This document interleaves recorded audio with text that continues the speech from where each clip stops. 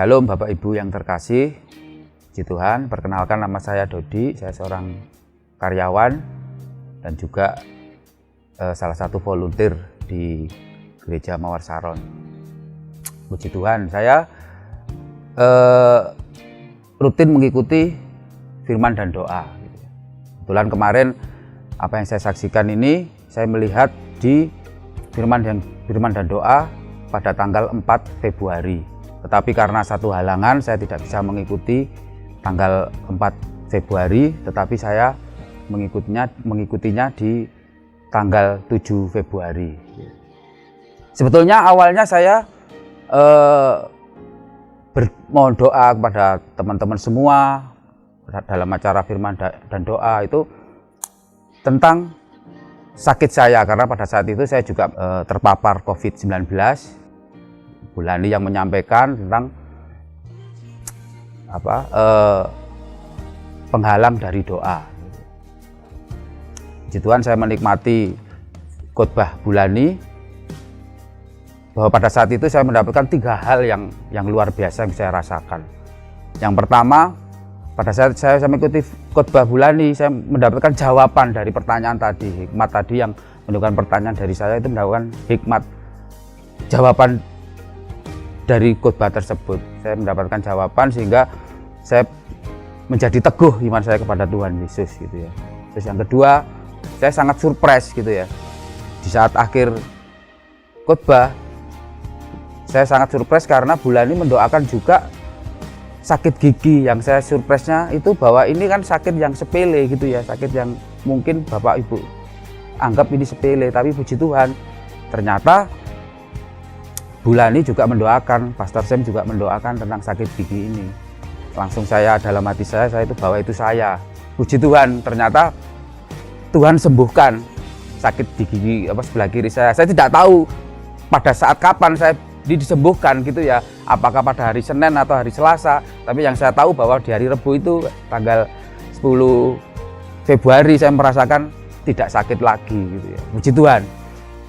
Terus yang ketiga, saya mendapatkan juga berkat pada hari juga itu Bu Lani, Pastor Sam juga mendoakan tentang beberapa orang yang terkena virus itu. Saya juga mengamini juga, dan ternyata besoknya tanggal 8 Februari saya mendapatkan hasil tes yang menyatakan bahwa hasilnya negatif dan tidak terdeteksi virus. Jadi tidak terdeteksi adanya virus gitu.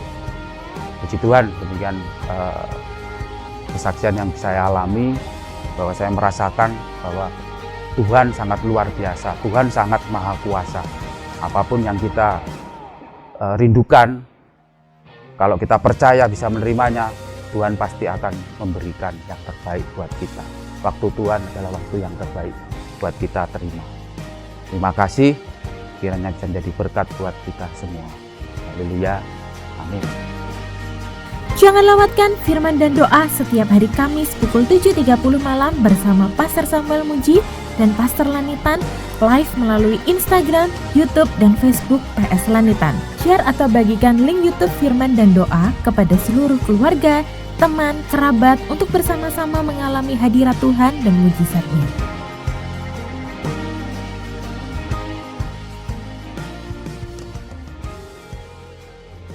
Shalom Bapak Ibu Saudara, kiranya kasih setia Tuhan dan penyertaan-Nya ada bagi kita semua.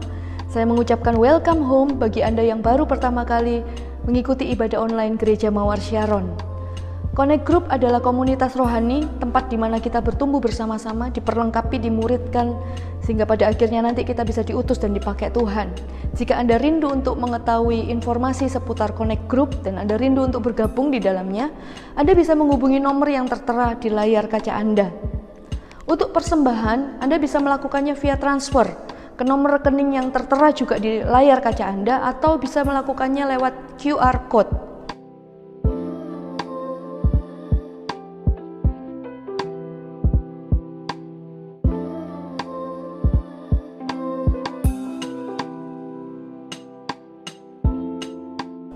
Jangan lupa untuk like, share, dan subscribe YouTube channel GMS Jatim Bali Nusa supaya Anda tidak ketinggalan informasi update seputar kegerakan Gereja Mawar Syaron Regional Jatim Bali Nusa. Mari kita mempersiapkan hati kita sama-sama. Kita percaya sepanjang hari ini kita menerima yang terbaik di dalam ibadah online kita. Bapa yang ada di surga, kami mengucap syukur karena kami tahu bahwa kami ini dicintai, kami dikasihi, kami tidak dilupakan oleh Tuhan. Dan hari ini kami menghampiri tata kudus-Mu. Kami rindu ya Tuhan untuk mendengar Engkau berbicara. Kami rindu tenggelam di dalam hadirat-Mu. Mari urapi sepanjang ibadah online ini supaya setiap kami mengalami kuasa Tuhan. Supaya setiap kami mengalami kemenangan yang datang daripada Tuhan. Lewat setiap firman yang kami peroleh daripada-Mu. Terpujilah nama-Mu. Dan hanya di dalam nama Yesus kami berdoa mengucap syukur. Haleluya. Amin.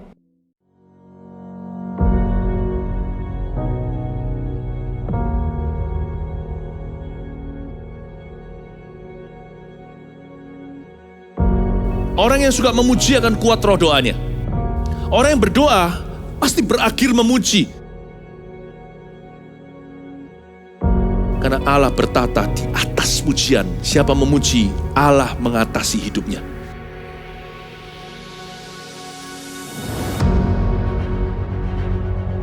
The Year of Praise, tahun pujian menjadi sebuah petualangan yang tiada dua. Menjadi sebuah pelajaran hidup yang langsung dari Kristus. Menjadi sebuah pengalaman yang indah. Waktu kita memuji Tuhan, seluruh kerajaan itu berdiri di sampingmu. Waktu kita memuji, seluruh kerajaan Allah dan kereta-keretanya yang tidak kelihatan berkuda dan berapi-api itu berada di kanan kiri. Semakin fisik kita lemah, roh kita semakin memuji Tuhan. Semakin jasmani kita terbatas, semakin rohani kita tidak boleh dibatasi.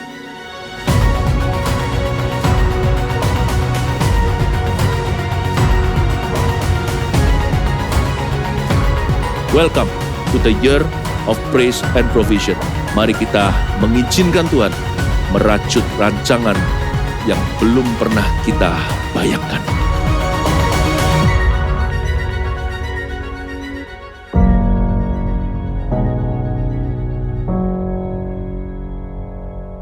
Shalom jemaat Tuhan, mari bersama-sama kita memuji dan menyembah namanya. Haleluya.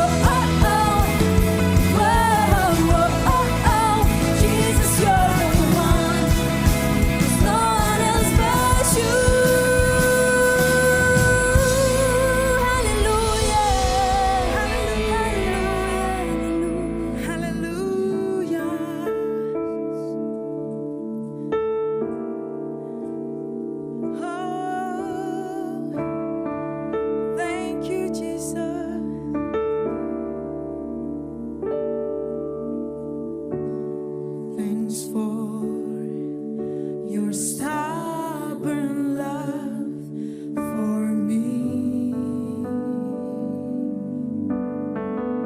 Oh,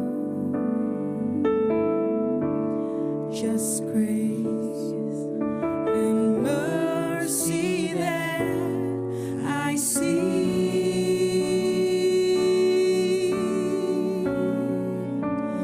From my heart comes a simple song. With desire I will sing. Mari sama-sama katakan bersama-sama. Jesus, I love you. Jesus, I love you. Though the seasons may change, still your love will remain. Jesus, I love you. Jesus, Jesus, I love you.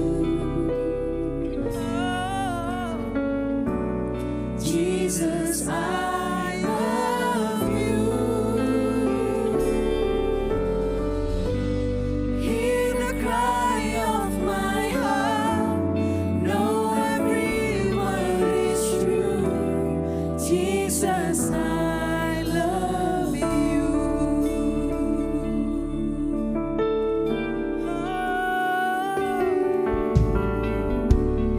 Thanks for your stubborn love for me. Thank you, Lord. Just grace and mercy that I see.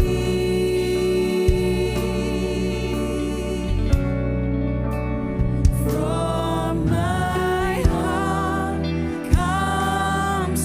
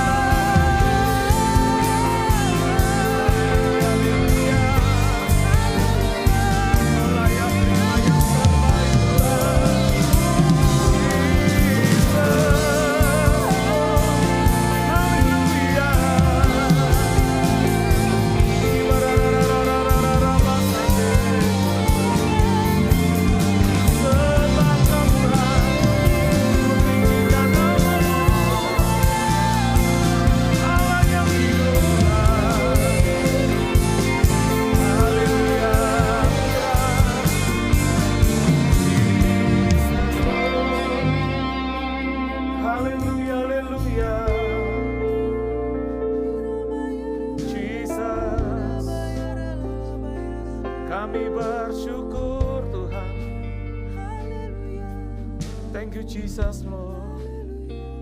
Haleluya, haleluya.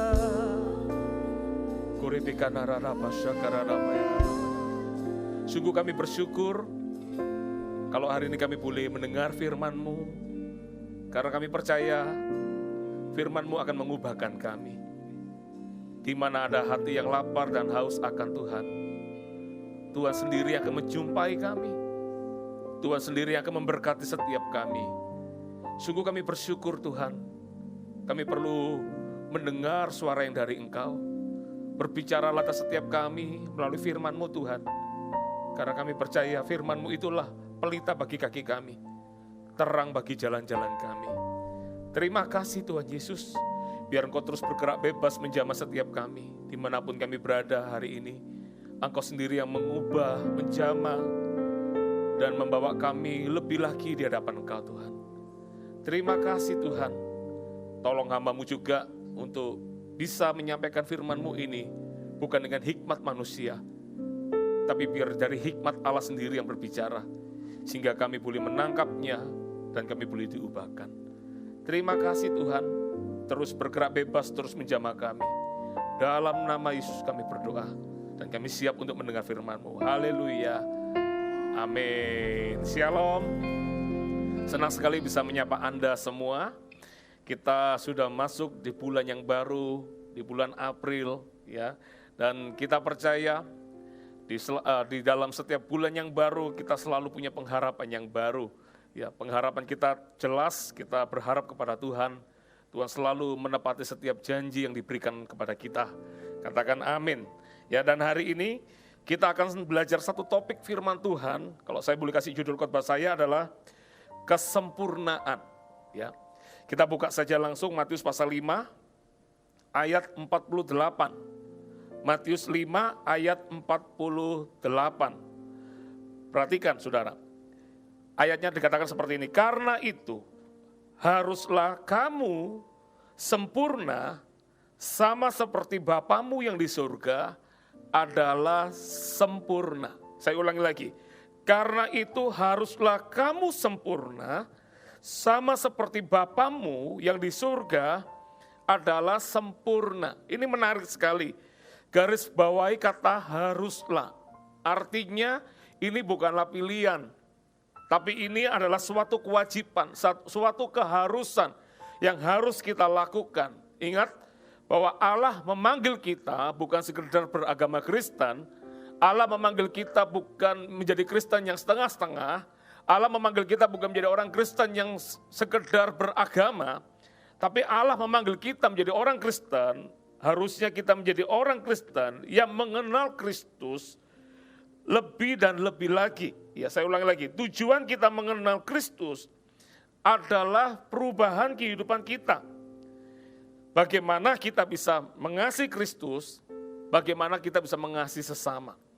Tujuan dari kekristenan kita adalah perubahan kehidupan kita, saudara. Dan Allah mau kita tidak setengah-setengah. Allah mau kita sepenuhnya. Apa sepenuhnya? Menjadi sempurna dikatakan, seperti Bapa kita yang sempurna. Ini menarik sekali. Ya, bahkan kalau kita baca ayat, coba kita buka di dalam Matius pasal 5, ayat ke-17, perhatikan. Janganlah kamu menyangka bahwa aku datang untuk meniadakan hukum Taurat atau kitab para nabi. Aku datang bukan untuk meniadakannya, melainkan untuk menggenapinya. Karena aku berkata kepadamu sesungguhnya, selama belum lenyap langit dan bumi ini, satu iota atau satu titik pun tidak akan ditiadakan dari hukum Taurat. Sebelum semuanya terjadi. Ayat 19. Karena itu siapa yang meniadakan salah satu perintah hukum Taurat sekalipun yang paling kecil dan mengajarkannya demikian kepada orang lain, ia akan menduduki tempat yang paling rendah di dalam kerajaan surga. Tetapi siapa yang melakukan dan mengajarkan segala perintah-perintah hukum Taurat, ia akan menduduki tempat yang tinggi di dalam kerajaan surga. Ayat 20. Kalau Anda bisa baca rame-rame, kita baca rame-rame di rumah Anda bisa baca sama-sama dengan saya. 3, 4. Maka aku berkata kepadamu, jika hidup keagamaanmu tidak lebih benar daripada hidup keagamaan ahli-ahli Taurat dan orang-orang Farisi, sesungguhnya kamu tidak akan masuk ke dalam kerajaan surga. Ini menarik sekali. Ya, makanya kalau kita baca Alkitab, bacalah sepenuhnya, bacalah semuanya dari Kejadian sampai Wahyu, supaya kita menerima firman itu lengkap. Ya, ada orang itu favorit dengan satu ayat, favorit dengan satu perikop, nggak apa-apa. Tapi jangan berhenti di satu perikop itu. Anda dan saya harus belajar, karena ingat, Allah memanggil kita untuk menjadi sempurna seperti Bapa kita sempurna. Di dalam hal mengasihi, di dalam kehidupan kita. Bahkan kalau Anda baca ayat yang barusan kita baca tadi, satu iota pun nggak boleh dilenyapkan di kita. Karena kita merasa bahwa kita nggak bisa di situ, maka kita abaikan itu. Nggak boleh, saudara. Yang besar kita perhatikan, yang kecil nggak boleh diabaikan. Karena semua yang tertulis di dalam Alkitab itu penting bagi kita. Mungkin Anda bertanya, kita belajar tentang apa sih? Ingat, judul khotbahnya adalah kesempurnaan. Artinya, kalau kita bisa hidup di dalam firman Tuhan, di sisi satunya pun nggak boleh kita abaikan. Dan ini menarik sekali, ada 5 poin yang saya ingin bagikan. Seringkali kalau kita nggak hati-hati, kehidupan kekristenan kita masih kompromi di area itu. Ya, dan membuat kita tidak menjadi sempurna di mata Tuhan. Kita belajar. Yang pertama, perhatikan ayat 21. Kamu telah mendengar yang difirmankan kepada nenek moyang kita. Jangan membunuh. Siapa yang membunuh harus dihukum. Ya, kalau kita ngomong tentang pembunuhan, kita akan berkata, kita dengan sangat percayanya akan kita berkata sama Tuhan, Tuhan, aku tidak masuk dalam ayat ini, karena aku bukanlah pembunuh. Mungkin kita membunuh nyamuk atau semut, nggak masuk dalam bilangan. Tapi mungkin kita akan berkata, kita dengan percaya dirinya, kita berkata, I'm Christian, saya Kristen, dan saya tidak membunuh, satu pun tidak ada yang kubunuh. Bagus di ayat itu, di sisi satu kita sudah melakukannya. Kita melakukan firman Tuhan, jangan membunuh, dan kita tidak membunuh. Tapi ayat ini bukan tentang pembunuhan saja. Coba ayat ke bawahnya dikatakan ayat 22, tetapi aku berkata kepadamu, setiap orang yang marah terhadap saudaranya harus dihukum. Siapa yang berkata kepada saudaranya kafir harus dihadapkan ke mahkamah agama. Dan siapa yang berkata jahil harus diserahkan ke dalam neraka yang menyala-nyala. Sebab itu jika engkau mempersembahkan persembahanmu di atas mezbah dan engkau teringat akan sesuatu yang ada dalam hati saudaramu terhadap engkau, tinggalkanlah persembahanmu di depan mezbah itu dan pergilah berdamai dahulu dengan saudaramu. Lalu kembali untuk mempersembahkan persembahanmu itu. Segeralah berdamai dengan lawanmu selama engkau bersama-sama dengan dia di tengah jalan. Supaya lawanmu itu jangan menyerahkan engkau kepada hakim dan hakim itu menyerahkan engkau kepada pembantunya. Dan engkau dilemparkan ke dalam penjara. Apa yang kita pelajari dari poin pertama ini? Perhatikan kata-kata ini. Ya, poin pertama mengajarkan kita adalah bagaimana kita mengatasi kemarahan. Ingat, membunuh kita nggak pernah. Tapi kalau bilang kemarahan, siapapun pernah terjangkit dengan virus yang satu ini. Kemarahan. Dan kita berpikir kemarahan itu lumrah. Ya karena aku memang lahirnya begini. Ya kan, kalau emosi kadang bisa berlebihan. Nggak bisa, saudara. Allah sudah menebus kita. Ingat panggilan kita? Ingat dikatakan haruslah kamu sempurna. Sama seperti Bapamu yang di surga adalah sempurna. Bapa itu mengasihi kita bukan karena kita hebat, bukan karena kita luar biasa. Kita ini seringkali menyakiti hati Tuhan. Tapi Bapa mengasihi kita. Kalau mau bilang kemarahan, Bapa lebih berhak marah kepada kita. Karena seringkali kita berjanji, seringkali juga diingkari. Ya. Dan hari ini kita belajar satu topik yang luar biasa tentang kesempurnaan. Karena seringkali sesuatu yang bagi kita merasa, ya itu kan kecil lah dibanding dengan dosa pembunuhan kan, itu kan tidak sebanding. Tapi ingat, ayat ini, ingat tadi kata-katanya, satu iota pun gak boleh dilenyapkan. Kalau pembunuhan Anda bisa fokus dengan baik, hati-hati dengan yang namanya kemarahan. Lihat tadi dikatakan apa? Tetapi aku berkata kepadamu setiap orang yang marah terhadap saudaranya harus dihukum. Siapa yang berkata kepada saudaranya kafir harus dihadapkan ke mahkamah agama. Dan siapa yang berkata jahil harus diserahkan ke dalam neraka yang menyala-nyala. Kadang-kadang kita mungkin tidak membunuh, tapi kita tidak pernah menjaga perkataan. Gampang sekali kita menuduh orang itu sesat, orang itu padahal yang boleh, seandainya kalau boleh berkata-kata seperti itu, bukanlah manusia yang boleh mengatakan, tapi hanya Tuhan yang boleh mengatakan. Kenapa? Karena dia yang paling layak, dia tidak berdosa. Kalau Tuhan sampai mengatakan, itu karena dia memang maha kudus. Tapi kita semua ini nggak luput dengan yang namanya kesalahan. Seringkali kita mengaku kita anak Tuhan, pelayan Tuhan bahkan. Tapi seringkali kita tidak pernah menjaga perkataan. Kalau kita lagi marah, kadang-kadang kata-kata kita tuh bisa lupa diri bahwa kita ini anak Tuhan. Dan ini bisa menyerang siapapun. Dan saya mendorong melalui firman Tuhan ini, kita mau menjadi sempurna, saudara. Kita mau menjadi sempurna karena panggilan kita harus seperti itu. Perubahan kehidupan harus terjadi. Bukan kelihatannya Kristen, bukan kelihatannya kita aktif ke gereja, tapi pertanyaannya adalah apakah kita berubah di dalam kehidupan kita? Apakah sungguh-sungguh firman Tuhan itu mengubah hidup kita? Sehingga ketika orang melihat hidup kita, mereka boleh melihat Tuhan di kehidupan kita. Karena melihat sebuah perubahan kehidupan yang terjadi, saudara. Sampai di sini bisa nangkap sesuatu enggak? Hati-hati dengan yang namanya kemarahan. Bahkan dikatakan begini, tetapi aku berkata kepadamu setiap orang yang marah terhadap saudaranya harus dihukum. Siapa yang berkata kepada saudaranya kafir harus dihadapkan ke mahkamah agama, dan siapa yang berkata jahil harus diserahkan ke dalam neraka yang menyala-nyala. Ngeri. Kata-kata kita suatu hari nanti akan dipertanggungjawabkan. Kadang kalau saya lihat ngeri ya, banyak anak Tuhan menilai anak Tuhan yang lain. Banyak anak Tuhan yang merasa dirinya lebih rohani, dengan seenaknya dia bisa berkata-kata tentang orang lain. Itu hati-hati, saudara. Ya, virus ini bisa menjangkiti bukan hanya kepada jemaat Tuhan, tapi kepada pelayan Tuhan. Bahkan kalau mungkin bisa dikatakan kalau pendeta nggak hati-hati, pendeta pun bisa terjangkit virus ini. Karena kita merasa kita lebih layak, kita merasa kita lebih benar, kita merasa kita lebih pintar. Dan nggak heran kita kadang-kadang suka menilai orang lain. Merasa apa yang dilakukan orang itu nggak tepat. Padahal jelas Alkitab berkata, suatu kali kelak nanti pekerjaan tiap-tiap orang akan diuji. Entahkah itu dari kayu, entahkah itu dari emas, nanti itu semua akan diuji. Bukan kita yang menguji, Tuhan nanti yang menguji semuanya. Setiap kita nanti akan bertanggung jawab kepada Tuhan kok.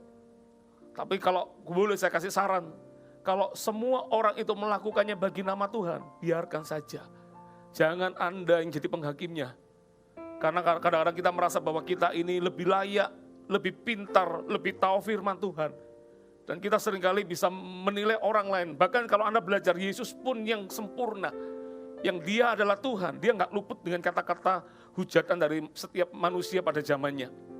Bahkan yang menghujat bukan orang-orang yang tidak mengenal kitab. Mereka adalah orang-orang yang fasih mungkin di dalam kitab. Mereka adalah orang-orang yang belajar akan kitab. Bahkan yang disebut mereka rabi, disebut mereka adalah para guru-guru di zaman itu. Mereka juga gampang sekali berkata-kata tentang Yesus. Padahal mereka adalah manusia yang berdosa juga. Karena mereka merasa mereka lebih rohani, lebih tahu firman. Makanya mereka gampang sekali mengata-ngatain orang. Hati-hati. Ingat, kita mau sempurna. Jangan bilang, kan ini semua orang juga pernah melakukan itu. Semua orang bisa melakukan itu. Tapi hari ini kita belajar dari firman. Kita mau disempurnakan oleh Tuhan. Katakan amin. Ya, bahkan ayat 23 dikatakan ini. Sebab itu jika engkau mempersembahkan persembahanmu di atas mezbah, dan engkau, dikatakan ya, dan engkau teringat akan sesuatu yang ada dalam hati saudaramu terhadap engkau. Artinya ada ganjalan di hati ini. Tiba-tiba Anda ingat perlakuan orang lain kepada Anda. Anda jadi gregetan, gemes sama orang itu kayak begitu. Ayatnya apa dikatakan? Tinggalkanlah persembahanmu di depan mezbah itu. Dan pergilah berdamai dahulu dengan saudaramu, lalu kembali untuk mempersembahkan persembahanmu itu. Saya seringkali menjumpai orang juga berkata bahwa yang pokoknya kalau luka hati sama itu saya nggak bisa lepaskan, Pak. Saya nggak bisa. Bahkan saya bawa sampai, ada yang berkata, sampai mati nanti tak bawa. Ingat, selama Anda hidup ketika Anda mempersembahkan korban-korbanmu nggak akan diindahkan oleh Tuhan. Kenapa? Tuhan melihat hati kita, saudara. Tuhan tahu apa yang di dalam hati kita. Makanya kita dipanggil untuk menjadi sempurna. Ya, kalau kita bisa melakukan di sisi yang satu, yang sisi yang lain harus dikerjakan juga. Nggak boleh ditawar, karena ayatnya tadi dikatakan haruslah. Haruslah. Kalau sampai Tuhan berkata haruslah, artinya Tuhan juga pasti akan memampukan kita untuk kita bisa melakukannya. Supaya kita hidup, bukan hidup menurut kehendak kita, tapi kita hidup menurut kehendak Bapa. Allah pasti akan menolong kita. Allah pasti akan memimpin kita, memberikan kekuatan kepada kita. Dan ketika kita berkata, ya Tuhan, mungkin aku nggak mampu, tapi aku mau berjalan dengan firman-Mu. Ketika kita berkata, aku mau berjalan dengan firman-Mu, maka saya percaya Allah yang akan menolong kita, saudara. Tanpa kita sadari, ya, kok bisa ya aku bisa melepaskan pengampunannya. Itu bukan karena kita, Allah yang menolong kita. Saat kita mau melangkah bersama Dia, kita mau bersepakat kepada Dia. Kalau sampai Yesus berkata, haruslah, artinya bahwa Allah juga bisa melihat bahwa sebetulnya kita bisa kok hidup seperti yang Allah mau. Katakan amin. Ya, segeralah berdamai. Saya nggak tahu hari ini mungkin Anda ada ganjalan apa. Mungkin Anda ingat orang pernah mengata-ngatai Anda seperti apa. Tinggalkan, biarin. Kalau orang itu sampai berkata seperti itu, sudah lepaskan pengampunan. Toh kita semua adalah orang berdosa kok. Nggak usah dibawa di panas hati. Anda jadi marah, Anda jadi istilahnya Anda jadi jengkel. Rasanya aduh gemes sama orang itu. Ingat, oh iya ya, gak boleh hati seperti ini. Ya, toh kita juga orang berdosa. Kita bisa ngalami Tuhan itu bukan karena kita, tapi karena Allah yang mati bagi kita. Sehingga kita bisa mengalaminya. Bukan karena kita, tapi karena Allah yang baik. Katakan amin. Hati-hati dengan yang namanya kemarahan. Baik hati-hati dengan apa yang kita katakan kepada orang lain. Hati-hati juga dengan di dalam hati kita ini. Kalau kita nggak hati-hati, kita masih menyimpan kepahitan, menyimpan luka hati, mengingat kesalahan orang lain. Hati-hati saudara. Terus buat kita jengkel. Ingat persembahan kita nggak akan didengar oleh Tuhan. Karena ada sesuatu yang belum dibereskan. Ya, kalau hari ini Anda merasa itu saya Pak, bereskan. Belajar berdamai. Kalau Anda berkata aku tidak mampu, Allah akan memampukan kita. Amin. Ya. Yang kedua, apa yang kita pelajari yang kedua? Supaya kita sempurna. Ayat 27, menarik. Dikatakan, kamu telah mendengar firman, jangan berzina. Wah, langsung kita akan berkata, yes, thank you. Saya enggak pernah berzina. Saya enggak pernah selingkuh.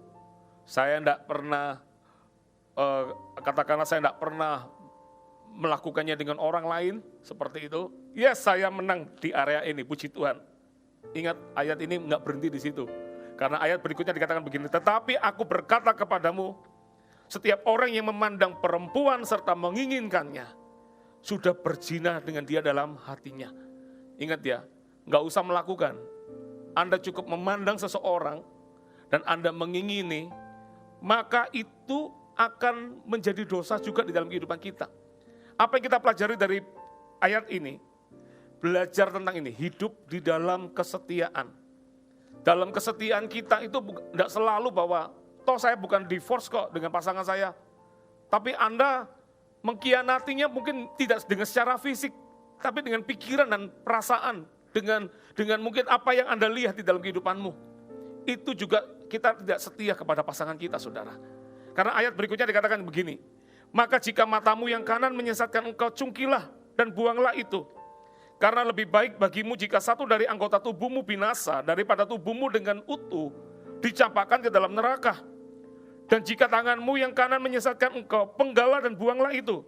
Karena lebih baik bagimu jika satu dari anggota tubuhmu binasa daripada tubuhmu dengan utuh masuk neraka. Berhenti di sana dulu. Ingat, dosa itu enggak selalu muncul langsung besar dalam kehidupan kita. Selalu dosa itu dimulai dari sesuatu yang kecil. Dimulai dari kata ini, memandang, mengingini. Orang kalau sudah memandang dulu, dosanya pria kebanyakan adalah di mata. Dari mata memandang, muncul kata kedua, ketika enggak dibereskan dari awal, muncul kata dua, mengingini.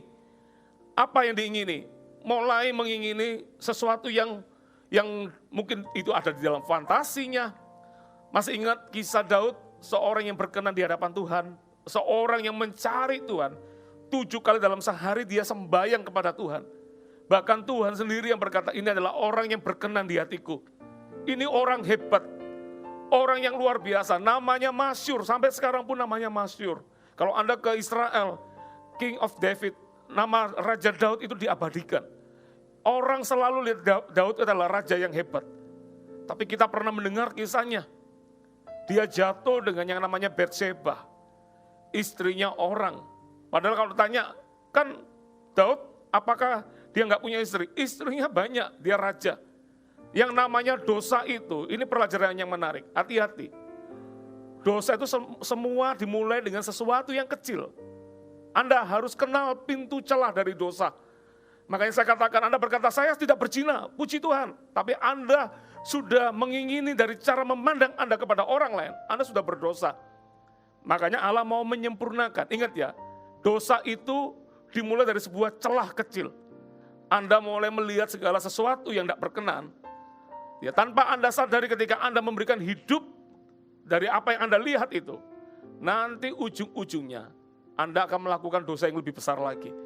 Daud itu dari memandang, dia lagi menganggur di soto istananya, dia lihat ada seorang perempuan mandi namanya Batseba.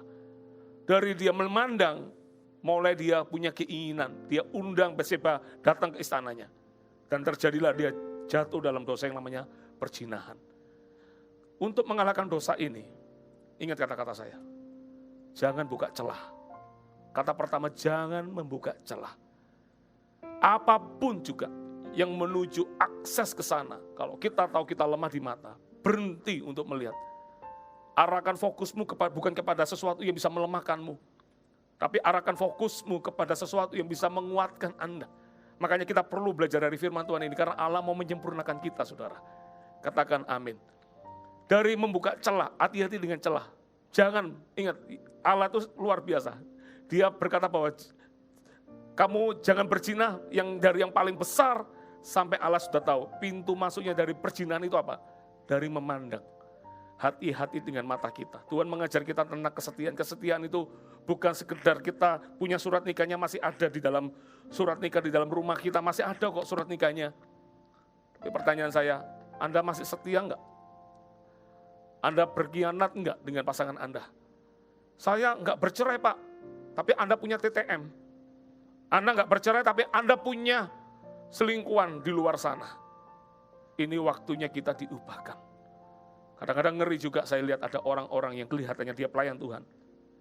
Tapi siapa tahu kehidupan kita. Saya ngomong begini bukan merasa lebih hebat dari Anda, enggak. Ini juga warning buat saya untuk saya lebih hati-hati dalam kehidupan ini. Tapi berapa banyak orang yang berkata, aku melayani Tuhan. Tapi kehidupannya banyak hal yang disembunyikan. Dia punya istri di rumah, masih ada istrinya di rumah. Tapi dia punya selingkuhan di luar sana. Menyedihkan, saudara. Makanya luar biasa, hati-hati dengan celah. Kalau Anda belum pernah jatuh, kalau Anda sudah mulai nyerempet ke sana, berhenti mulai sekarang. Dan berkata, Tuhan aku mau berhenti. Gak boleh. Jangan membenarkan diri kita untuk berkata, toh aku gak melakukan kok. Aku cuma melihat saja kok. Ingat, dosa itu dari melihat, memandang, baru nanti ada perbuatan, mengingini. Dari mengingini dan ada perbuatannya. Yang kedua, bagaimana bisa mengalahkan dosa ini? Yang kedua, harus yang namanya radikal. Apa yang radikal? Lihat tadi dikatakan, maka jika matamu yang kanan menyesatkan kau, cungkilah dan buanglah itu. Karena lebih baik bagimu jika satu dari anggota tubuhmu binasa daripada tubuhmu dengan utuh dicampakkan ke dalam neraka. Apakah Allah mau kita mencungkil mata secara harafiah? Pernah ada kisah seseorang namanya Simon, seorang penyamak kulit, kisahnya di Mesir. Dia ketika dia tangkap firman Tuhan ini, ketika dia tidak sengaja, karena pekerjaan dia adalah membetulkan sepatu, kasut gitu ya.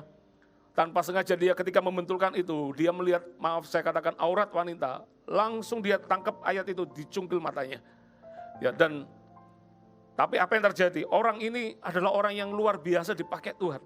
Ketika dia berdoa, waktu itu ada kisah namanya Gunung Mukatam yang minta dipindah oleh karena ada ayat, jika kamu punya iman sebiji sesawi saja, maka kamu bisa memindahkan gunung ini. Dan dia diminta pertolongan oleh pendeta namanya Abraham. untuk bantu mendoakan Gunung Mukatam. Karena kalau gunung itu nggak pindah, maka orang Kristen di zaman itu akan dibunuh. Disuruh pergi dari Mesir. Yang paling terberat adalah dibunuh. Pendeta Abraham ketakutan, dia minta bantuan Simon yang radikal di dalam Tuhan ini. Dan apa yang terjadi ketika Simon membantu doa juga di sana? Terjadilah dalam sejarah. Ada satu gunung namanya Mukatam, itu pernah pindah 3 kilo. Padahal itu gunung batu semua. Kok bisa pindah? Karena ada orang yang sungguh-sungguh di hadapan Tuhan. Apakah ayat ini kita bisa tangkap secara langsung, ya berarti harus bukan.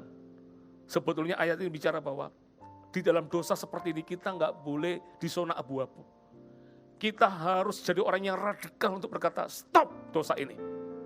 Nggak boleh dosa ini. Berhenti. Kalau Anda lemah di mata, berhenti di mata itu. Karena dari mata akan masuk ke dalam tangan, ada perbuatan. Makanya dikatakan, jika tanganmu yang kanan menyesatkan engkau, penggal dan buanglah itu, karena lebih baik bagimu jika satu dari anggota tubuhmu binasa, daripada tubuhmu dengan utuh masuk neraka.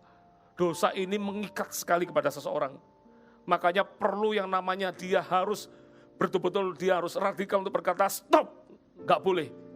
Ya. Tutup aksesnya, mata ditutup pandangan. Kalau Anda suka nonton film-film yang nggak benar, Anda suka melihat perempuan yang lain, kalau Anda seorang suami, berhenti mulai hari ini. Tutup akses itu. Jangan no excuse, nggak boleh ada alasan apapun juga. Jangan kasih makan daging kita. Makanya dikatakan mata, kalau sudah tahu kita lemah, katakanlah mungkin di gadget atau di komputer atau apapun juga, taruh itu semua. Ya, taruh semua, harus radikal. Kayak Yusuf ketika dicobai oleh istrinya Potifar, Yusuf itu nggak bertahan, dia berlari, dia nggak peduli apapun resikonya, dia berlari meninggalkan istri Potifar karena dia tahu kalau dia bertahan di situ, dia pasti akan jatuh juga. Makanya dia lari, dia ambil tindakan yang berlawanan, itu radikal. Tindakan yang berlawanan daripada secara umumnya. Dia berlari berlawanan untuk supaya apa? Supaya dia menghindari, supaya dia nggak jatuh dalam dosa perzinahan ini. Hati-hati saudara, kita mau disempurnakan oleh Tuhan, katakan amin. Harus radikal di dalam dosa ini, nggak boleh ditawar. Dari mata yang memandang, disuruh sampai dikatakan cungkil, sampai jangan sampai mata ini bisa membuat binasa orang, yang bisa membuat binasa tubuh semuanya. Dari mata yang gak dibereskan, tangannya yang mulai aneh-aneh, suruh penggal tangannya. Maksud Tuhan supaya gitu, kamu gak bisa kompromi dengan dosen, karena dosennya akan mengikat sekali. Kita harus mulai berkata, stop mulai hari ini, gak boleh. Kalau aku punya tangan bukan untuk perzinahan, tangan ini untuk mengasihi pasangan yang benar di hadapan Tuhan. Bukan untuk melakukan perbuatan dosa yang lain. Katakan amin. Ayat 31, telah difirmankan juga siapa yang menceraikan istrinya harus memberi surat cerai kepadanya. Tetapi aku berkata kepadamu, setiap orang yang menceraikan istrinya kecuali karena zina, ia menjadikan istrinya berzina. Dan siapa yang kawin dengan perempuan yang diceraikan, ia berbuat zina. Ingat, Tuhan memanggil kita setia kepada istri ketika kita menikah pertama-tama. Istri di masa muda kita, itu artinya pertama kali ketika kita mengikat perjanjian pernikahan. Allah itu suka dengan perjanjian itu. Dan Allah mau supaya kita menikah itu sekali untuk seumur hidup. Sampai maut memisahkan. Allah mau. Jangan pakai alasan apapun ya, karena saya nggak cocok segala macam. Anda sudah melangkah berani ke jenjang pernikahan. Artinya no turning back. Kalau bicara nggak cocok, memang pria dan wanita nggak cocok. Ya, kalau Anda mau dengar khotbah pernikahan ini, Anda bisa dengarkan khotbah di bulan Maret. Cari di YouTube-nya GMS Jatim Bali Nusa ini, cari di bulan Maret. Saya dan Pastor Lani banyak khotbah tentang pernikahan ini. Ya, apa yang menyebabkan degradasi cinta, apa yang membuat tabungan cinta seseorang itu bisa berkurang. Itu semua bisa dipelajari, itu semua bisa dibangun. Jangan bilang karena nggak cocok, istri saya nggak mendukung, atau suami saya kurang bisa memberkati saya segala macam. No, saya percaya kalau kita sungguh-sungguh memegang Tuhan, Tuhan juga akan menolong kita. Akan juga membawa pernikahan kita, bukan sekedar pernikahan yang dijalanin karena ya karena begini dijalanin aja, enggak. Anda masih ingat gak Yesus itu melakukan mujizat pertama kali itu di pernikahan Kana. Padahal belum waktunya Yesus melakukan mujizat. Tapi dia melakukan mujizat juga karena Yesus itu peduli dengan yang namanya pernikahan. Dia belum waktunya melakukan mujizat, dia menyatakan mujizat mengubah air menjadi anggur. Karena apa? Karena Yesus sangat peduli dengan pernikahan. Kalau hari ini pernikahanmu merasa gak harmonis, minta sama Tuhan, Tuhan hadir jamah. Karena pernikahan yang indah, pernikahan yang bahagia itu adalah idenya Tuhan.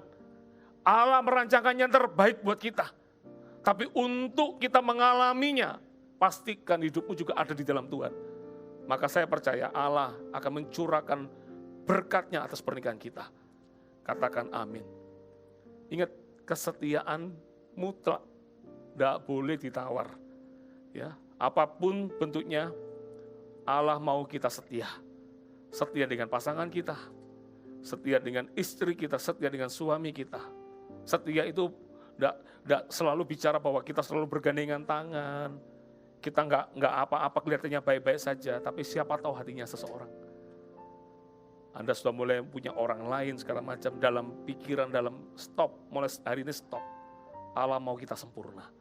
Katakan amin. Kalau Anda terikat dengan dosa satu ini, dan Anda berkata, Tuhan, itu aku, dan aku tahu itu aku.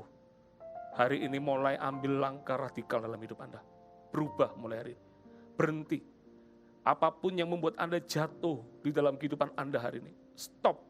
Tidak bisa ditawar. Anda harus jadi orang yang betul-betul, saya nggak bisa membahasakannya, tapi Anda harus jadi orang yang betul-betul bulat hati untuk berkata, stop mulai ini. Nggak boleh.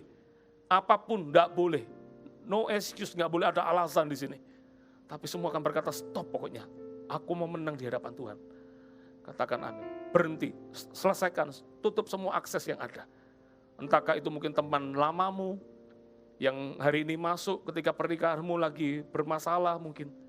Pernikahanmu kurang harmonis, tiba-tiba ada orang lamamu yang datang di situ. Dan mulai masuk di situ, hati-hati. Stop, berhenti.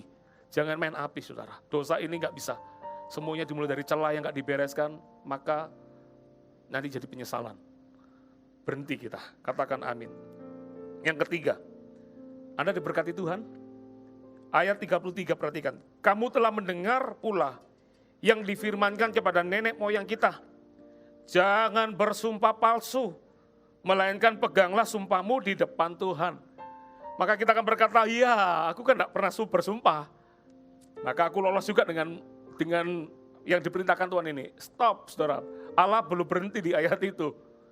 Ini bukan bicara tentang sumpah palsu, tapi coba lihat ayat ke bawahnya, dikatakan ayat 34, tetapi aku berkata kepadamu, janganlah sekali-kali bersumpah, baik demi langit, karena langit adalah tata Allah, maupun demi bumi, karena bumi adalah tumpuan kakinya, ataupun demi Yerusalem, karena Yerusalem adalah kota raja besar. Janganlah juga engkau bersumpah demi kepalamu, karena engkau tidak berkuasa memutihkan atau menghitamkan selai rambut pun. Jika iya, hendaklah kamu katakan iya. Jika tidak, hendaklah kamu katakan tidak. Apa yang lebih daripada itu berasal dari si jahat. Poin ketiga, belajar apa untuk menuju kesempurnaan? Hati-hati dengan yang namanya kebohongan. Ya, ini bukan ngomong tentang sumpah saja. Karena ayat terakhir yang dikatakan jika iya, hendaklah kamu katakan iya. Jika tidak, hendaklah kamu katakan tidak. Apa yang lebih daripada itu berasal dari si jahat. Mungkin kita berkata, aku tidak pernah bersumpah, baik demi nama Tuhan maupun demi bumi. Tapi Anda suka berkata-kata kebohongan. Segala sesuatu mungkin Anda juga bisa berkata-kata, bahkan melebih-lebihkan. Atau mungkin Anda bisa berkata-kata tentang orang lain. Dan akhirnya menjurus kepada fitnah. Kadang-kadang kita ini bisa menjangkiti virus ini kepada setiap orang percaya juga. Makanya ini luar biasa sekali. Ini kelihatannya sepele ya, kadang-kadang kita berpikir, bohong itu kan, ya semua orang kan pernah berbohong Pak. Hati-hati ya, kita tidak boleh membenarkan diri. Ingat, yang besar kita lakukan, yang kecil pun kita harus perhatikan juga, nggak boleh diabaikan yang kecil. Kadang-kadang ini bisa menyerang siapapun, bohong. Ya, kadang-kadang dosa ini kalau nggak hati-hati juga dari sejak kecil bisa terjadi. Karena kita takut dimarahi, bohong. Kita melakukan kesalahan, bohong juga. Dan Tuhan katakan, yang lebih dari apa yang kita katakan, yang harusnya kita katakan, itu adalah lahir dari si jahat, keluar dari si jahat. Karena iblis itu adalah bapak pendusta. Dia yang pertama kali mendustai manusia juga. Dia pingin manusia jatuh, makan buah pengetahuan. Dia mencobai di situ. Itu dosa pertama-tama dari si ular itu. Nah, kita ini anak Tuhan. Harusnya kehidupan kita diubahkan. Katakan amin. Hati-hati saudara dengan kata-kata kita ini. Ini bisa menyerang siapapun. Kadang-kadang juga ada orang tua anak Tuhan juga. Karena menghindari sesuatu dia bohong juga. Makanya Tuhan mau kita disempurnakan. Seperti Bapa kita sempurna. Amin saudara. Jangan berbohong. Apapun juga. Tuhan itu lebih suka kita tuh apa adanya. Nggak ada hal yang disembunyikan di hidup kita. Ya. Makanya kita minta Tuhan tolong aku. Supaya aku hidup itu seperti yang Engkau mau. Bukan menurut pandanganku aku baik. Tapi menurut pandanganmu aku baik. Kalau menurut pandangan Tuhan, maka kita akan berusaha untuk memberi yang terbaik bagi Allah. Sekalipun mungkin nggak mudah.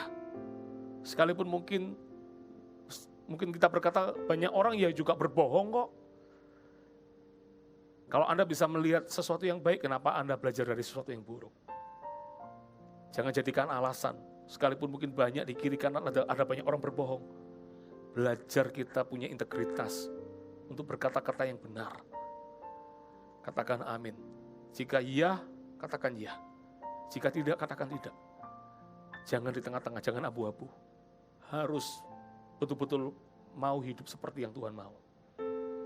Yang keempat, ayat 38. Kamu telah mendengar firman, mata ganti mata, dan gigi ganti gigi. Wah, ya, kalau mau balas orang pukul kita, terus kita balas pukul kembali itu biasa. Bahkan semut pun yang kelihatannya kecil begitu, kalau dia diusik gitu ya. Semut yang kecil pun aja nggak mandang bulu, ini siapa yang ngusik dia? Raksasa, manusia kan lebih besar daripada semut. Semut pun bisa gigit. Kalau orang balas kejahatan dengan kejahatan itu gampang. Kalau dia habis disakiti terus dia balas menyakiti itu gampang. Semua orang juga bisa begitu. Ya. Tapi ayat ini luar biasa, ayat 39 dikatakan, tetapi aku berkata kepadamu, janganlah kamu melawan orang yang berbuat jahat kepadamu. Melainkan siapapun yang menampar pipi kananmu, berilah juga kepadanya pipi kirimu. Dan kepada orang yang hendak mengadukan engkau karena mengingini bajumu, serahkanlah juga jubahmu. Dan siapapun yang memaksa engkau berjalan sejauh 1 mil, berjalanlah bersama dia sejauh 2 mil. Berilah kepada orang yang meminta kepadamu. Dan janganlah menolak orang yang mau meminjam daripadamu. Yang keempat, belajar tentang kesempurnaan apa yang kita pelajari. Yang keempat adalah tidak membalas kejahatan dengan kejahatan. Ya. Siapa yang tidak pernah diusilin sih? Siapa yang tidak pernah ngalami mungkin disakitin orang? Semua pasti pernah lah ya. Ada orang berkata, saya lebih enak tinggal di hutan. Di hutan gak ada yang menyakiti saya. Siapa bilang Anda belum pernah ketemu dengan monyet? Monyet itu harimau pun aja bisa diusili sama monyet. Ya. Kalau saya pernah nonton bukan harimau, singa. Ya, karena monyet ada di pohon. Kalau harimau kadang-kadang masih bisa memanjat. Tapi kalau singa agak kesulitan memanjatnya. Bisa memanjat tapi nggak bisa sampai setinggi-tinggi amat. Seringkali saya pernah lihat monyet itu padahal tahu loh. Singa ini kalau dia sampai jatuh, si monyetnya jatuh gitu ya. Pasti mati dia. Tapi musilin si singa itu, ditarik ekornya, kadang-kadang dilempar-lempar. Saya lihat di Nat Geo Wild gitu ya, dilempari dari ranting dilempari segala macam. Intinya diusilin. Itu di hutan aja bisa begitu. Apalagi dengan yang namanya manusia, tiap manusia macam-macam. Ya. Kadang-kadang kita bisa saja disakitin orang. Kadang-kadang ada banyak hal. Termasuk saya juga pastilah pernah ngalami disakitin orang juga.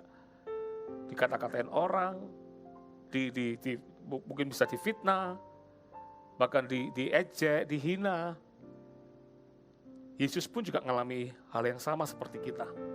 Bahkan lebih parah menurut saya. Karena Yesus nggak cuma dihujat, nggak cuma dikata-katain, bahkan dia diludahi. Nggak cuma diludahi, dia dihajar. Banyak sekali bilur-bilur yang dirasakan, bukan untuk kita, untuk menolong kita. Bahkan dia mati itu bukan untuk orang-orang yang baik, dia mati untuk orang yang berdosa. Ketika dalam menjelang penyalipan itu, ketika disalib itu, dia sudah disalib. Bahkan tentara-tentara itu mengejek dia. Banyak orang mengejek dia. Katanya raja orang Yahudi, turun. Selamatkan diri aja nggak bisa, mau selamatkan kami, gimana caranya? Ya. Dia banyak sekali kata-kata yang diberikan kepada Yesus. Dan itu orang-orang yang sudah menghajar dia, memukuli dia, mentertawakan dia. Tapi luar biasa Yesus. Ketika di dalam salib itu, dia berdoa sama Bapaknya. Dia berkata, Bapak, ampuni mereka. Karena mereka tidak tahu apa yang mereka perbuat. Saya mau tanya sama Anda, apakah orang-orang yang ngomong tentang Yesus itu, yang menghajar Yesus, apa mereka nggak tahu apa yang mereka perbuat? Mereka pasti tahu apa yang mereka perbuat. Bahkan mereka mungkin tertawa mereka melihat Yesus disalib seperti itu. Para imam-imam itu semuanya bangga, mereka senang sekali. Mereka lebih memilih penjahat diselamatkan daripada Yesus yang orang benar. Tuhan yang benar. Mereka lebih memilih yang jahat supaya Yesus disalibkan. Mereka tertawa. Apakah mereka nggak tahu tentang perbuatan mereka? Saya yakin mereka tahu apa yang mereka perbuat. Tapi Yesus menutup mata. Wow. Yesus memberikan pengampunan kepada mereka. Katanya kita pengikut Kristus. Kristen itu bukan agama Kristen. Kristen itu artinya pengikut Kristus. Kalau Yesus yang kita punya, dia bisa melepaskan pengampunan seperti itu. Harusnya kita juga mampu memberikan pengampunan juga. Ya, siapa yang tidak pernah disakitin? Kita aja, nggak usah ngomong gitu. Siapa yang tidak pernah menyakitin? Kita juga kadang-kadang bisa menyakitin orang. Menyakiti Tuhan bahkan sering mungkin. Janji-janji nggak melakukan dosa, masih bisa jatuh dalam dosa. Datang lagi kepada Tuhan. Apakah Tuhan menutup tangannya? Enggak juga. Tuhan membuka tangannya lebar-lebar untuk kita kembali kepadanya. Wow. Kalau ada orang yang menyakiti kita, mengadukan kita tentang sesuatu, ini luar biasa. Serahkanlah jubahmu. Kalau ada orang mengingini baju kita, serahkan jubah. Berikan pengampunan lebih dari yang diminta. Loh, kan enak dia dong. Dia sudah menyakiti kita yang justru disuruh melakukan kebaikan. Saat Anda melakukan kebaikan, berjalan, ada orang minta 1 mil dalam hidupmu, berikan mil kedua. Sebetulnya gini loh, ketika ada orang menyakiti kita nggak balas. Dan kita justru membalasnya dengan kebaikan. Ada ayat lain dikatakan, kamu sedang menaruh bara di dalam kepala orang itu sebetulnya. Orang itu akan jadi malu sebetulnya. Aku telah menyakitin anak Tuhan ini. Tapi kenapa dia masih bisa baik sama aku ya? Kok dia masih bisa peduli sama aku ya? Kok dia bisa masih care sama aku ya? Padahal aku ini sudah melakukan kejahatan sama dia. Tapi kenapa dia masih bisa berbuat baik ya sama aku? Itu membuat dia sendiri itu malu sebetulnya. Karena dia akan berkata bahwa orang ini tidak layak terima kejahatan. Tapi aku telah melakukan kejahatan. Dari situ kita tidak cuma membuat orang itu sadar, tapi kita juga menyelamatkan orang itu. Sehingga orang itu mungkin akan juga bisa mengubahkan orang itu juga. Membuat dia berkata, aku adalah orang yang berdosa.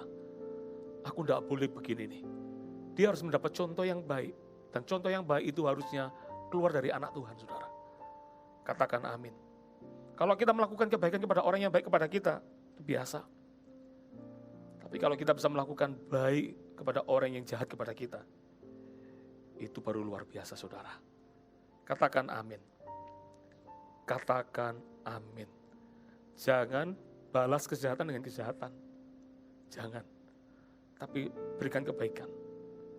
Saya diberkati dengan seseorang luar biasa. Saya pernah kenal seseorang. Kenapa sampai orang itu akhirnya diulu-ulukan? Ya. Karena saya tahu orang itu meneladani dari kisah Yesus ini. Dia melakukan kebaikan lebih dari yang diminta.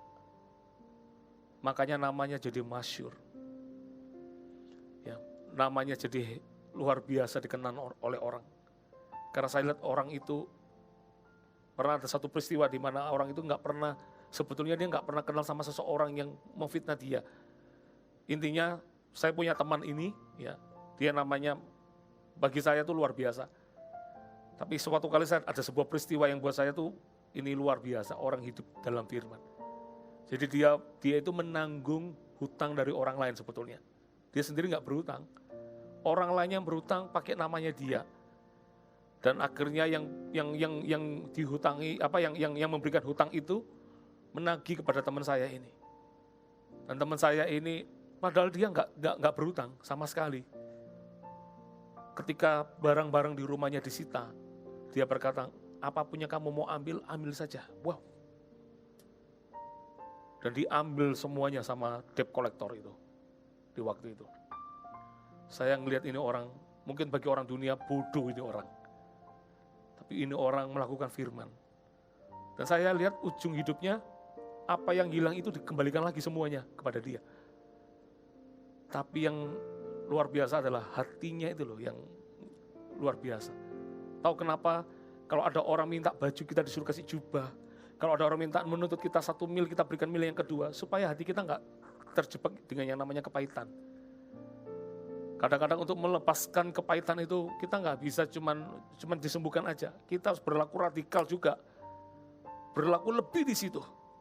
Pukul lukanya sampai lukanya nggak terasa, itu melukai lagi. Apa caranya? Lakukan kebaikan. Tidak menerima kejahatan, tapi membalasnya dengan kebaikan. Wow. Itu menolong hati kita, saudara. Karena hati siapa yang tidak pernah bisa, setiap orang bisa mengalami kepahitan di dalam hatinya.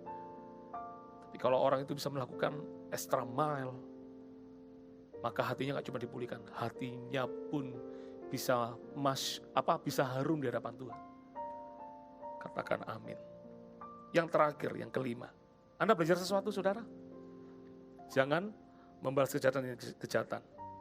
Yang kelima, ayat 44, tetapi aku berkata kepadamu, kasihilah musuhmu dan berdoalah bagi mereka yang menganiaya kamu. Karena dengan demikian kamu menjadi anak-anak Bapamu yang di surga, yang menerbitkan matahari bagi orang yang jahat dan orang yang baik, dan menurunkan hujan bagi orang yang benar dan orang yang tidak benar. Apabila kamu mengasihi orang yang mengasihi kamu, apakah upahmu? Bukankah pemungut cukai juga berbuat demikian? Dan apabila kamu hanya memberi salam kepada saudara-saudaramu saja, apakah lebihnya daripada perbuatan orang lain? Bukankah orang yang tidak mengenal Allah pun berbuat demikian? Yang kelima, supaya kita sempurna, dikatakan belajar mengasihi orang yang telah menyakiti kita. Kalau yang keempat tadi, jangan balas kejahatan dengan kejahatan.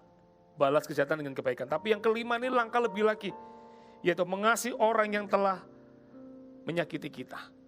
Ya, ini level yang terakhir dari perikop ini. Tapi ini banyak juga terserang kepada setiap orang percaya juga. Kadang-kadang saya melihat ada orang yang sudah mengenal Kristus bertahun-tahun, dia ke gereja, nggak pernah lepas dari yang namanya ke gereja. Selalu aktif di dalam gereja juga. Bahkan mungkin bisa jadi dia juga pelayan Tuhan juga. Tapi berapa banyak yang masih simpan kepahitan kepada orang lain. Masih simpan, ingat-ingat terus dengan orang lain dan benci gitu ya. Makanya poin kelima ini, belajar mengasihi orang yang telah menyakiti kita. Ini luar biasa. Ya, makanya dikatakan kalau kamu bisa mengasihi orang yang mengasihi kamu, apakah upahmu? Pemungut cukai, orang yang disebut orang berdosa pun aja bisa berbuat demikian. Ya. Ingat, ketika kita bisa melakukan kebaikan kepada orang yang menyakiti kita, kita disebut sebagai kita ini adalah menjadi anak-anak Bapamu yang di surga. Karena Bapa kita di surga juga mengampuni anak-anaknya. Bapa kita di surga itu adil. Dia tidak pernah bilang gini, ini orang jahat, jangan kasih matahari ke orang ini, biar dia nggak ngalami sinar matahari. Nggak bisa juga. Atau sebaliknya mungkin berkata, biarkan kasih sinar matahari sepanas-panasnya. Nggak usah dikasih awan, mendung, untuk berteduh atau segala macam. Enggak. Allah itu memberikan kepada semua orang. Ya, memang disakitin orang nggak mudah, saudara. Tapi kalau Anda dan saya mau sempurna di hadapan Allah, belajar melakukan kebaikan. Saya ngomong begini, mungkin Anda berkata, Bapak enggak merasakan seperti apa yang saya rasakan. Makanya saya katakan, namanya orang hidup itu pastilah yang pernah disakitin orang itu semua pernah. Termasuk saya juga pernah disakitin orang. Pertanyaan gini loh, kalau tadi yang saya katakan, kalau kita mungkin ngomong pernah disakitin orang, kita juga pernah menyakitin orang juga. Tanpa kita sadari, mungkin kita bisa menyakitin orang. Tapi kalau mungkin di level kita merasa, aku enggak pernah menyakitin orang, Pak. Tapi aku disakitin orang. Saya rasa pasti kita pernah lah. Yang namanya menyakitin orang pasti pernah. Tapi kalau hari ini kita mau sempurna ketika kita disakitin. Padahal bukan karena kesalahan kita. Bukan karena dosa kita. Bukan karena kita. Mungkin karena ada orang yang iri sama kita. Mungkin karena ada orang yang ingin menjatuhkan kita atau apapun juga. Whatever lah. Ketika Anda bisa melakukan kebaikan kepada mereka.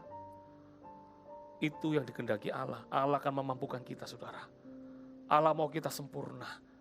Jangan sampai kelihatannya kita nih oke, kita ke gereja, kita pelayan Tuhan. Tapi untuk melepaskan pengampunan, seringkali kita berkata, aku enggak mampu, aku enggak bisa. Kalau kita mau disempurnakan oleh Tuhan, mulai belajar ambil langkah untuk berkata, Tuhan, mampukan aku. Mampukan aku, Tuhan. Aku mau disempurnakan seperti Engkau, Tuhan. Memang aku enggak bisa sempurna, tapi aku mau menuju ke sana. Kalau Anda berkata, aku mau menuju ke sana, sekalipun Anda mungkin enggak akan sempurna. Tapi Allah melihat kesungguhan hati kita, saudara. Ketika kita berkata, Tuhan, tolong aku. Aku enggak mudah untuk aku mungkin melepaskan pengampunan ini. Tapi aku mau, Tuhan. Saya percaya, Tuhan akan menolong kita, saudara. Tuhan yang akan menuntun kita, langkah kita. Sehingga ketika kita berjalan di dalam pengenalan akan Tuhan lebih lagi, tanpa kita sadari, ternyata aku bisa diubahkan di area ini ya. Dulu aku mungkin jengkel sama orang itu. Rasanya pengen tak balas orang itu. Tapi aku tahu, sejak aku tahu ayat ini, ternyata aku tidak boleh membalasnya. Pembalasan itu haknya Tuhan. Bagian kita melepaskan pengampunan. Mungkin saya tidak mendorong Anda, kalau Anda pernah mengalami disakiti ini, saya tidak mendorong Anda untuk Anda harus ketemu orangnya atau segala macam, enggak juga. Tapi cukup dengan Anda berdoa buat orang itu, lepaskan pengampunan. Tuhan, aku melepaskan pengampunan buat orang itu. Dan kata kedua, aku juga belajar memberkati orang itu, berkati orang itu. Mungkin dia nggak ngerti apa yang dia kerjakan. Mungkin dia juga nggak tahu apa yang dia perbuat kepadaku. Aku melepaskan berkat kepada orang itu, Tuhan. Saat Anda bisa berkata itu aja, saya tahu Bapak di surga itu akan lihat kita dan berkata, good job, bagus. Kamu telah melepaskan pengampunan, bahkan kamu berdoa buat orang itu diberkati. Kamu disebut sebagai anak Bapa di surga. Karena Bapamu juga berbuat demikian kepada kita semua. Mau sempurna, saudara? Ingat, yang besar kita lakukan, yang kecil juga harus dilakukan. Maka kita bisa sempurna di hadapan Tuhan. Katakan amin. Mari kita berdoa. Thank you Jesus. Thank you Lord Jesus. Sambil Anda menyiapkan roti dan anggur yang Anda siapkan di rumah Anda masing-masing, siapkan juga, karena sebentar lagi kita juga akan perjamuan kudus. Thank you Jesus, thank you Lord. Thank you Lord. Terima kasih ya Tuhan. Thank you Lord Jesus.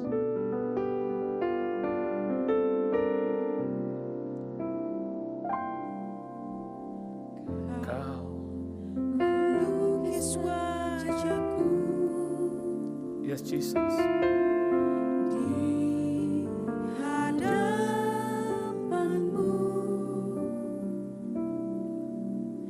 dan mengukir namaku di telapak tanganmu. Yes Lord. Sampai masa tuaku, Jesus, yes Lord.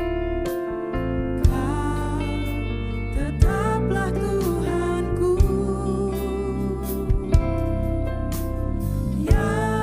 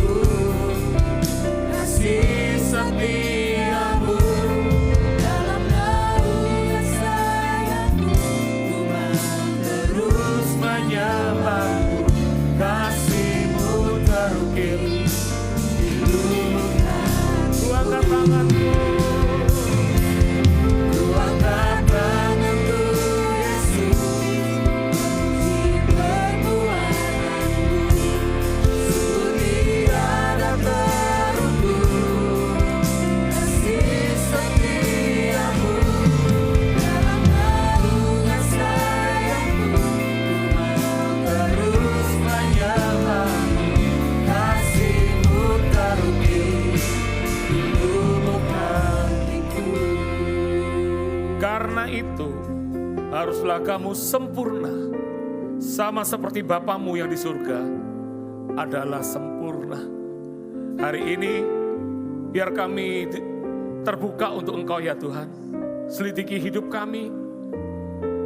Apakah kami ada di 5 hal tadi yang kami pelajari? Mungkin kami berkata, kami tidak pernah membunuh, kami tidak bercerai, kami mungkin tidak pernah bersumpah. Tapi seringkali kami juga ada di dalam poin-poin yang kami pelajari tadi. Ampuni kami Tuhan Yesus. Kami mau, ingat, Tuhan mau kita harus sempurna. Sama seperti Bapa kita yang sempurna. Kalau hari ini Engkau tahu ada banyak hal yang perlu dipulihkan di hidupmu, angkat tanganmu dimanapun kau berada. Biarkan Tuhan menjamah kita. Tidak ada yang tersembunyi bagi Allah. Allah paling mengenal setiap kita. Allah yang tahu hidup kita. Ayo hari ini angkat tangan muda berkata, Tuhan ampuni aku, pulihkan aku. Korabasyakaralama. Harus radikal dalam hidupmu.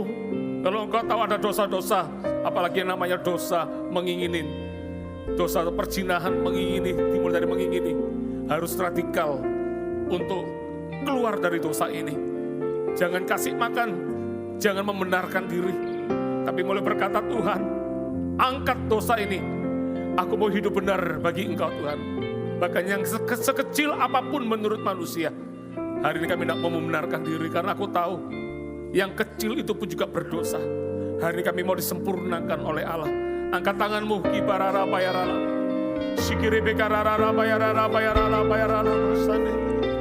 Orebekanara bayarala bayarala. Sikiribekanara bayarala. Lihat tangan-tangan yang terangkat ini, Tuhan tolong kami. Tuhan angkat kami mau hidup seperti yang Kau mau. Ku angkat tanganku, Yesus,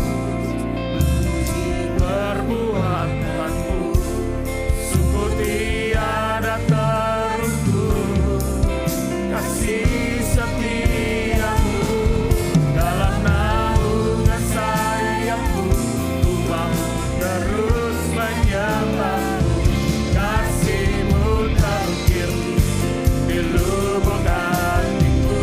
Ku angkat tanganku Tuhan, amin. Syukur tiada terukur, kasih setiamu, dalam naungan sayapmu, ku mau terus menyembahmu, kasih-Mu terukir di lubuk hatiku. Angkat hatimu ke surga. Katakan, ku angkat tanganku. Ku angkat tanganku, Yesus, memuji perbuatanmu, syukur tiada terukur, kasih setiamu, dalam naungan sayapmu, ku mau terus menyembahmu, kasih-Mu terukir di lubuk hati. Sekali lagi katakan, ku angkat tanganku Tuhan. Yes, Jesus.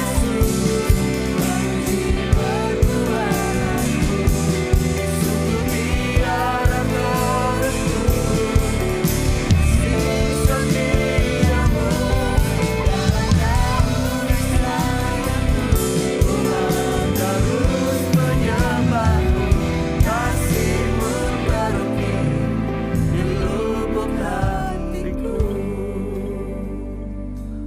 Thank you Jesus, yes Lord. Terima kasih Tuhan. Korabasyakarala bayarala. Korebekanarala bayarala. Saya merasakan ada banyak orang yang mengeluarkan air mata di hidupnya. Anda berkata, Tuhan aku mau hidup seperti yang Kau mau. Aku mau menang dengan dosa ini. Aku mau dipulihkan Tuhan. Dengar kata-kata ini, Allah mengasihimu. Engkau tidak sendirian. Allah juga akan menolongmu untuk Anda dan saya hidup seperti yang Tuhan mau. Korabasya karana bayarana bayarana bayarana. Sikiripikanarana bayarana. Ada orang yang merasa dirinya kotor dan berkata, Tuhan, itu aku Tuhan. Seringkali aku melakukan itu. Dan Anda berkata, ampuni aku Tuhan. Apakah aku bisa diampuni? Yes, Engkau bisa diampuni. Karena Allah itu Maha Pengampun. Yesus, Dia menyerahkan nyawanya bagi kita. Supaya seharusnya kita binasa, kita beroleh pengampunan. Kita dikuduskan oleh Tuhan. Hari ini mulai ambil komitmen, langkah komitmen untuk berkata, Tuhan, mulai hari ini aku berhenti dengan hidup manusia lamaku. Aku berhenti dari setiap hal yang kulakukan seperti yang tadi firman Tuhan katakan. Aku berhenti. Aku mau setia. Aku mau handle dengan yang namanya kemarahan. Aku mau juga berhenti dengan yang namanya kebohongan. Kata-kata dusta. Kata-kata yang mungkin ditambah-tambahkan. Aku mau berhenti di situ Tuhan. Dan aku mau juga melakukan kebaikan kepada orang yang menyakiti aku. Aku mau melepaskan pengampunan. Aku tidak mau pahit hati lagi. Aku mau Engkau lebih lagi di hidupku. Sekali lagi katakan, ku angkat tanganku, Yesus, memuji perbuatanmu, sungguh tiada terukur kasih setiamu, dalam naungan sayapmu, ku mau terus menyembahmu, kasihmu terti di lubuk hatiku. saat kami mengangkat roti di tangan kanan kami ini, kami ingat ada kasih yang begitu besar, bukan kasih yang dari dunia ini, tapi ini kasih yang sempurna. Dan karena begitu besar kasih Allah kepada dunia ini, Ia memberikan anaknya yang tunggal, supaya yang seharusnya kami binasa ini beroleh hidup yang kekal. Saat kami mengangkat roti ini, kami ingat kasih-Mu Yesus. Kau telah mati bagi kami orang yang berdosa ini. Kau rela memberikan yang terbaik dari hidup-Mu, supaya kami diangkat olehnya. Thank you Jesus. Kalau hari ini kami berkata kami gak mampu, kami gak bisa. Saat kami mengangkat roti ini, kami tahu ada Allah yang memampukan kami. Allah yang mengasihi kami. Thank you Jesus. Sidang jemaat yang terkasih, roti yang kita angkat memang roti biasa. Tapi bukannya kita percaya waktu kita memecahkan dan kita memakannya, kita bersekutu dengan tubuh Kristus yang sudah menguduskan kita semua. Makanlah dengan ucapan syukur dalam nama Yesus Tuhan.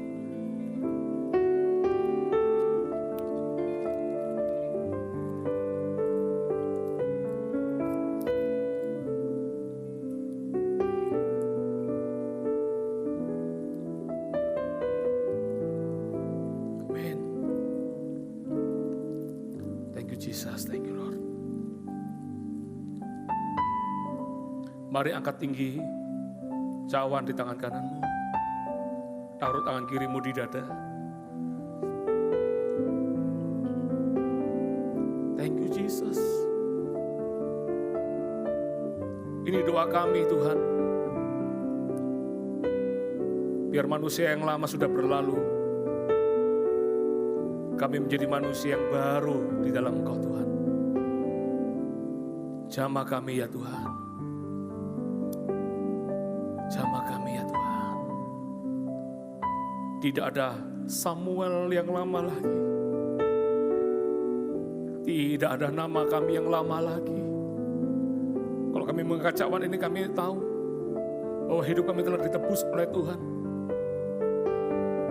Allah telah mati bagi kami, supaya kami hidup untuk kemuliaan namanya. Jadikan kami tawanan Roh-Mu, supaya dimanapun kami berada, di situ nama Tuhan yang dipermuliakan. Terima kasih Tuhan Yesus. Kami telah ditebus bukan emas dan perak yang telah menebus kami, tapi dengan darah anak domba Allah sendiri, yang menguduskan pelanggaran kami semua. Semerah apapun dosa kami, Allah memutihkannya seperti salju. Dan kalau kami boleh hidup hari ini, itu artinya kami hidup untuk Kristus, hidup untuk kemuliaan nama Tuhan. Cawan yang kita angkat memang berisi anggur biasa, namun kita percaya waktu kita meminumnya, kita bersekutu dengan darah Kristus, minum dengan ucapan syukur dalam nama Yesus Tuhan.